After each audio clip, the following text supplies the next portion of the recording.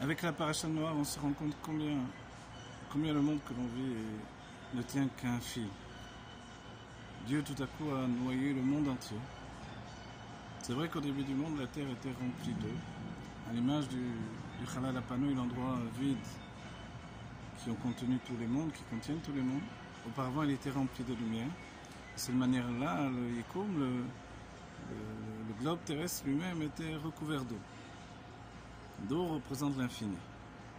Et tout à coup est apparu, par le fait que dans certains endroits du monde, l'eau est rentrée dans le ventre de la terre, tout à coup est apparu la Yabasha. La Yabasha, c'est la terre ferme.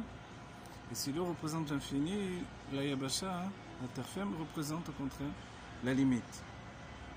Donc il y a eu un équilibre entre l'infini de la mer et la limite apportée par la terre. Et là, tout à coup, dans notre paracha, Dieu, selon les textes, va purifier de nouveau le monde en dévoilant de nouveau l'infini divin qui va noyer la terre entière. Tout est recouvert d'infini. Et à partir de ce moment-là, la terre est recouverte d'eau. C'est bien que plus rien n'existe, tout est noyé. On n'oublie pas que le nom Teva, la nature, représente cette relation avec le monde dans lequel l'on vit, où on est noyé dans un monde. Teva, c'est tavoua, noyé.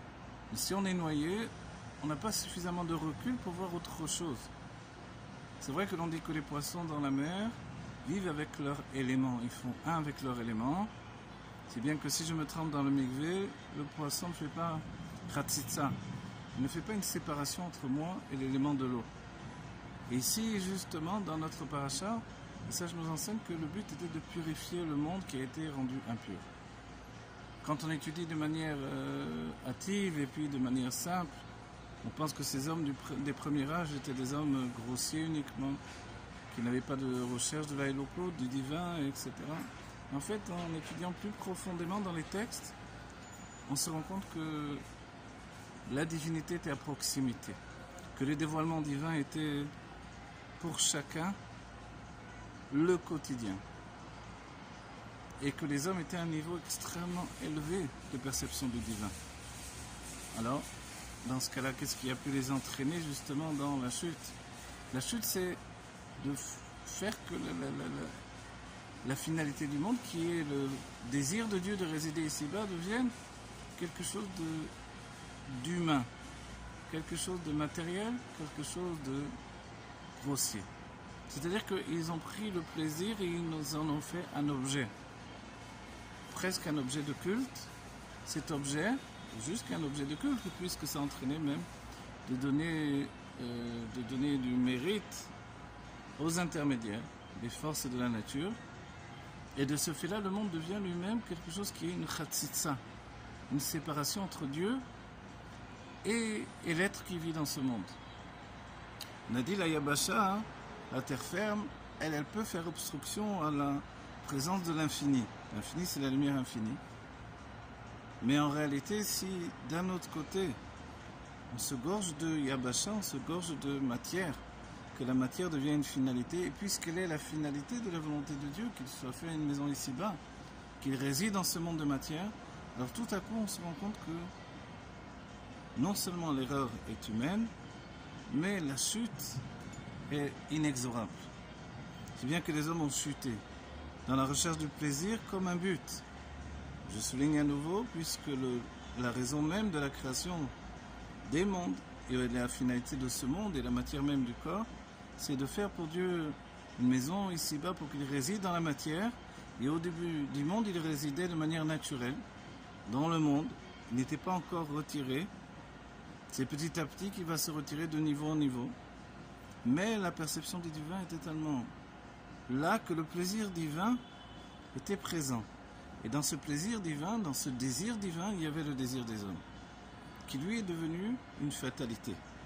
Le désir pour le désir, détaché de la volonté qui devient un réceptacle pour ce désir, le désir pour le désir, détaché de la mission divine, s'entraîner la relation de l'homme avec le monde dans lequel il a vécu. Et c'est là où au début du monde, effectivement, les hommes de cette génération se sont gorgés de plaisir et de désir.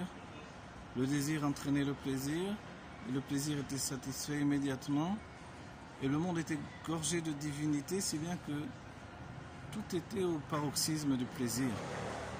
Les sages diront plus tard qu'au moment du Beth Amikdash, lorsqu'on mangeait un fruit, on pouvait avoir une clotte en effet, c'est-à-dire, puisque le goût c'est l'âme du fruit, on pouvait ressentir réellement que notre âme se séparait du corps et s'englobait avec Dieu.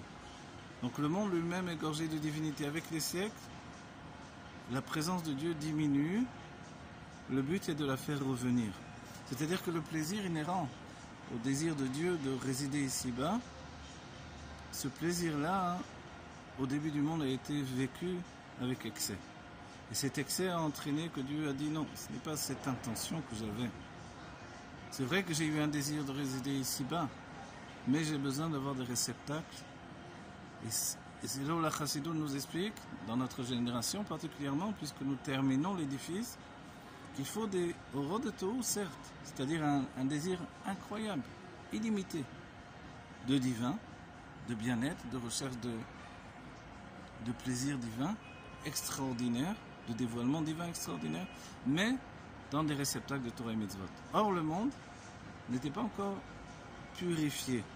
C'est-à-dire que la matière elle-même, elle n'était pas encore suffisamment en équation avec la structure même qu'elle devait fournir pour être un réceptacle pour le désir divin.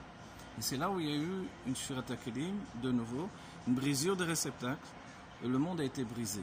C'est bien que l'eau qui représente l'infini, de nouveau a noyé le monde, et le monde a dû se recommencer. À partir de là, Dieu a donné des éléments de limite, c'est la Teva de Noir, l'arche de Noé, dans laquelle tous les êtres vivants rentrent de manière ordonnée, mesurée, tout est mesuré, ordonné au moindre millimètre, et à ce moment-là, on vit dans une harmonie parfaite. À l'extérieur, l'infini se répand, et à l'intérieur, on est comme dans le monde de Hatzilut. Dans la Teva, dans l'arche de Noé, dès que l'on rentrait dans l'arche, c'est la grande question de Hanmorazaken, pourquoi les animaux n'étaient pas féroces dans l'arche? Pourquoi le lion ne sautait pas sur la biche, le loup sur l'agneau? C'est parce que dès que l'on rentrait dans l'arche, on avait des mochin de gadlout, la largesse d'esprit nécessaire pour vivre en communauté, en communion les uns avec les autres, être capable d'accepter l'autre. Parce que finalement, s'il y a un besoin de se nourrir, il n'est pas obligatoire que ce besoin de se nourrir entraîne un dévoilement de cruauté, un dévoilement un rugissement du lion, c'est-à-dire la nature de carnassier qui peut être même dans l'homme et qui est plus terrible lorsqu'elle est dévoilée chez l'homme.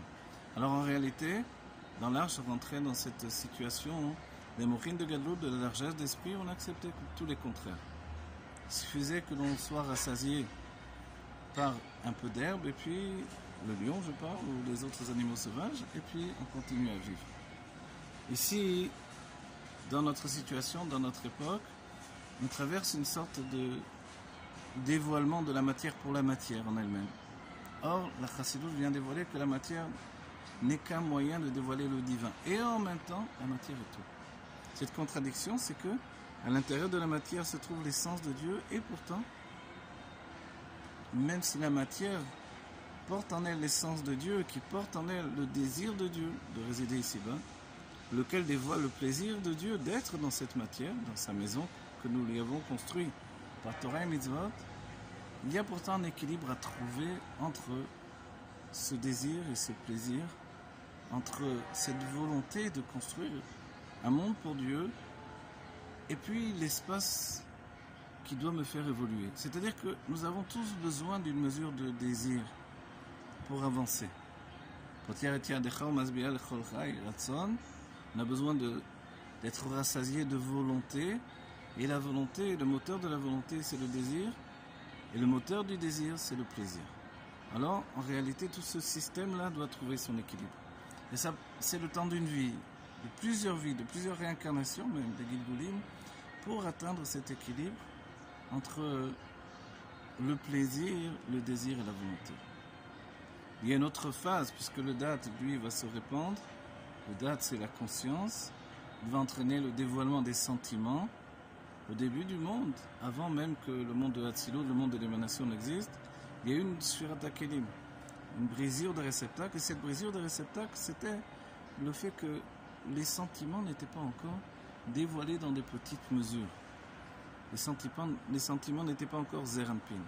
Ils étaient au contraire au paroxysme, dans toute la puissance des sentiments, qui ne suggérait aucune objection au dévoilement des sentiments.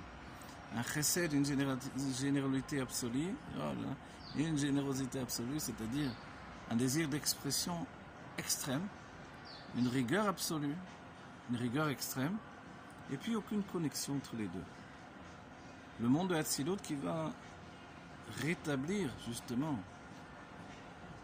corriger les taken en hébreu le monde de Tohu, le monde de Hatzilut, lui, va entraîner justement l'équilibre souhaitable pour que le dévoilement divin puisse entrer dans des réceptacles d'expression. Pour nous-mêmes, ce que l'on doit vouloir dans cette paracha noire, en voyant finalement une humanité entière qui a disparu, en voyant également les animaux, le monde qui s'était corrompu à la recherche de ce désir, qui s'était gorgé de désir, sans faire de réceptacle, sans évoluer dans les sentiments, sans trouver de lien d'équilibre. Finalement, on doit comprendre combien on doit être à la recherche de l'équilibre. Trouver l'équilibre entre donner, recevoir, que notre influence ne soit pas une influence qui étouffe les autres, mais en même temps, on doit se rendre compte combien elle est importante pour le monde.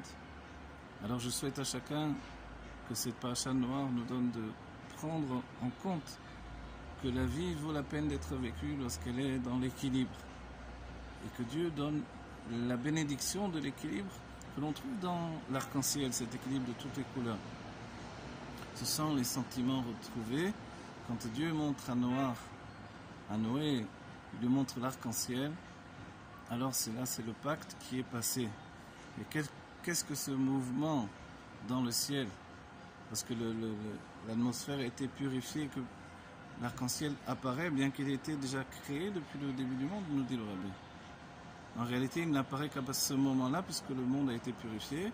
Et l'arc-en-ciel qui nous montre toutes ces couleurs, nous montre en fait que tant qu'il y a un équilibre entre toutes les mesures de sentiments, le monde peut continuer d'exister. Voilà. Que Dieu fasse que l'on évite la Géoula Mitit Vashvima immédiatement.